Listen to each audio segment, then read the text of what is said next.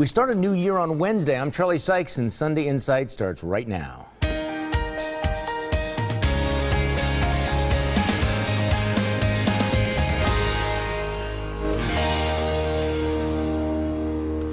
Good morning and welcome to a special edition of Sunday Insight, our second year in review show. Last week we looked at the biggest stories and the issues of the year. This morning we look back at the people of 2013.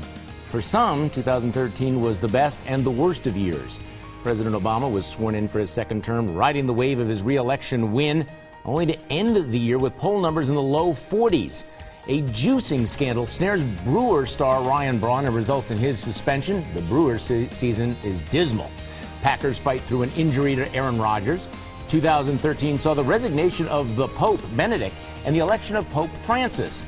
We welcomed a new royal baby. Governor Walker became a published author in 2000. Nationally and locally, there were fierce debates over issues ranging from gay marriage to gambling to education reform. Both liberal and conservative women were in the news in 2013. Tammy Baldwin becomes a United States Senator. Madison millionaire Mary Burke jumps into the race for governor. Former Lieutenant Governor Margaret Farrow wins the inaugural Margaret Thatcher Award. And Jessie Rodriguez becomes the first Latina Republican elected to the Wisconsin State Legislature. But who were the rising stars of 2013, both at the national level and local level? We'll start with you, Michelle. Well, at the national level, I think it has to be Dr. Ben Carson. No one really knew who he was before he spoke at the National Prayer Breakfast. They really gave it to the president, right? And now he's actually become a national spokesman. He's on talk shows all over the country on a regular basis, and he's got a great story to tell. Locally, I believe it's State Representative Joe Sanfilippo.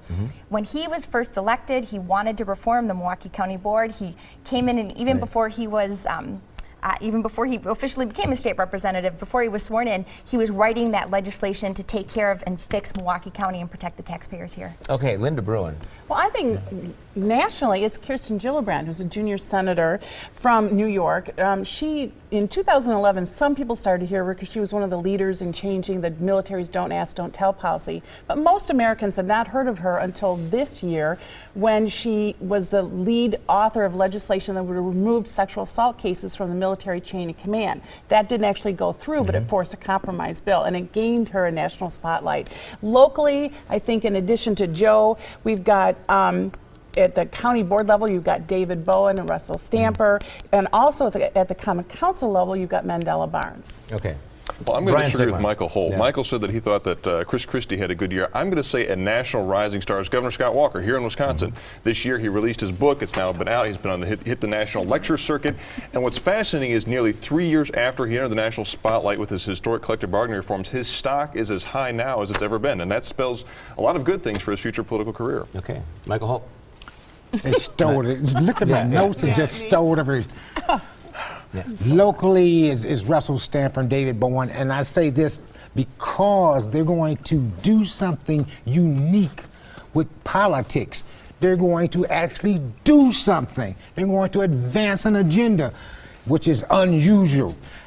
Nationally, I think it's going to be Chris Christie. I think he's going to be the first Republican president in the last 10 years. You want to write this down? Yeah, I was going to write down. Michael Holt, wrong on this one. I actually agree with Brian Sikma. Sometimes I think we get too close to things. Scott Walker is definitely a rising star nationally. He's got that book out, is getting a lot of national buzz. He's not showing much in the polls presidentially right now, but when you look at the Republican field, who's going to be the last man standing who is acceptable to all of the wings of the Republican Party? And Chris Christie. But Walker I would think would also fit that bill. There's no question that Chris Christie had a really, really good year. In terms of rising stars locally, there are a number of them. State Representative Dale Koinga, who I had mentioned before, was key in discovering the UW slush fund and was the pivotal figure in pushing through the big $600 million tax cut. But also closer to home, two young women, Deanna Alexander and Jessie Rodriguez. These are two women you need to keep your eye on. These are the rising stars. I think they're going to go far, and they're going to get a lot of national attention because of the things they represent and the things they're talking about. Okay, on the flip side, MIA. Who was on the milk carton? Who was missing in action? Let's go around the table. Michael Holt, you're first. Well, I'm sad to say that the mayor was. I expect more out of a mayor. He's an excellent administrator. But we need vision. We need for him to get out here and change this city around. We need him possibly to take over NPS. We need him to take over everything. And let's see if we can move forward that way. Okay, Michelle Litjens, who is missing in action? Well, I agree about the mayor, but also Eric Holder. I think if we look back at this spring when he testified before a committee hearing, and he said, when they asked him questions about the NSA and the IRS, he said, "I don't know," 57 times. We haven't heard from him since. Okay, who's missing in action? The Milwaukee Public School Board and Superintendent Greg Thornton, with the test scores in some of the worst in the country. If you go on the site, you'll see that Thornton doesn't even talk about the low test scores. The actual website itself talks about how they were getting incremental gains and doesn't mention that the scores themselves are so low it's ridiculous. And then if you look at the school board minutes, they've never even had it as an agenda item this year. So that to me is the ultimate in missing in action. Brian Sikma. Well, this only applies to a very narrow range of time because it would be deeply unfair to characterize him as missing in action for the rest of the year. But Governor Scott Walker and this whole Kenosha casino deal has been pretty much missing in action. He began by writing several letters to the public explaining what he was going to do to decide the fate of the casino. But then he disappeared from sight after putting out several deadlines that then came to pass. So I think hopefully next year we'll get a decision on this deal. But for that issue, it's kind of a reversal of what we've seen as Governor Scott Walker, the strong leader in the state of Wisconsin. Well, I strongly agree with what you said, Lynn. I mean, in terms of the kind of numbers that we've been seeing on these test scores, the lack of outrage, the lack of interest, the silence, the crickets that we get from not just the school board and the system, but the entire political community is stunning. But my choice for the missing in action is United States Senator Tammy Baldwin. Whatever happened to her? Really, give us a call if you know.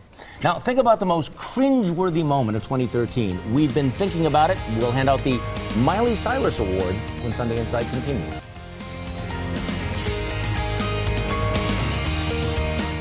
In 2013, we said goodbye to Margaret Thatcher and Nelson Mandela, but also to novelist Tom Clancy, pianist Van Cliburn, anti-American dictator Hugo Chavez, film critic Roger Ebert, TV personality David Frost, actress Annette Funicello, feel old already? Actors James Gandolfini and Peter O'Toole, former Surgeon General C. Everett Koop. We also said goodbye to Hall of Famer Stan Musial, former New York Mayor Ed Koch, Pauline Phillips, the advice columnist better known as Dear Abby, rock star Lou Reed, comedian Jonathan Winters, and chef Charlie Trotter. But let's hand out some more year-end awards. Single out somebody who deserved a Profile in Courage Award for the year. Lynne De Bruin, you start. I think Malala, the 16-year-old Pakistani girl who was shot the year before, and she continues to speak out on educating women despite Taliban threats against her life. Excellent. Michelle. Gregory Hicks, the former deputy chief of mission in Libya, who was there, called for backup, and he spoke up against Susan Rice, and they demoted him to a desk job, and yet he still had the guts to go testify and tell the truth in front of a congressional hearing. Very good. Michael Holt. Well, I think of the sheriff's deputy who was shot 17 times in that shooting on the south side. He's asking people to contribute blood. Okay, Brian Sikma. Well, I'm going to hand out two Profile in Courage Awards. One to Congressman Darrell Issa of California, chairman of the House Oversight Committee. His committee has been relentless, hauling Obama administration officials before it to testify about Benghazi, IRS scandal, and the failure of the Obamacare website. And then our own Senator Ron Johnson, as has been mentioned. He called Secretary of State Hillary Clinton to account, and that moment, I think, will be used and will dog her future political career. And for being able to use his position on the Foreign Relations Committee for that purpose, I think was worthy of an award. Well, I agree with Johnson, not only for standing up to Hillary Rodham Clinton, but also for standing up to some of his fellow conservatives in taking, common sense approaches to some of these budget issues. Locally, I named her a rising star, but Deanna Alexander, who was a whistleblower willing to stand up against the hacks and the bullies in the Milwaukee County Board, was somebody willing to buck the leadership. Very rare in Milwaukee politics. Now, let's hand out the Miley Cyrus Award for the most cringeworthy performance by a person in the public eye. Michael Holt, you are first. Cringeworthy? Cringeworthy. Cringeworthy. I had to say my dear old president who said you could keep your insurance if you wanted to. Okay, Michelle Litjens. Whoa, wait, did you just break bad on Obama again? Okay, all right, Michelle Litjens. Okay, so we might have all forgotten this already, but during the Super Bowl last year, this January, do you remember that commercial where that model was kissing that nerdy guy? Yeah. Oh, yeah. Wow. Oh, that's bad. Mine is Rob Ford, the mayor of Toronto, his crack cocaine smoking, drunken binges, and driving under influence. He's become the gift that keeps on giving to comedians. Okay, Brian Sikma. Well, it wasn't morally scandalous, but it was pretty outrageous when Congresswoman Gwen Moore jumped on the back of a Harley, proverbial Harley, with Stephen Colbert this year. It was quite shocking and quite entertaining, though, for those of us on the other side of the aisle. Now I got this image in my mind somehow of Gwen Moore and Rob Ford, the mayor of Toronto, together. It was okay. Next on Sunday Insight, each of our panelists will select their Person of the Year. First, here's your morning news update.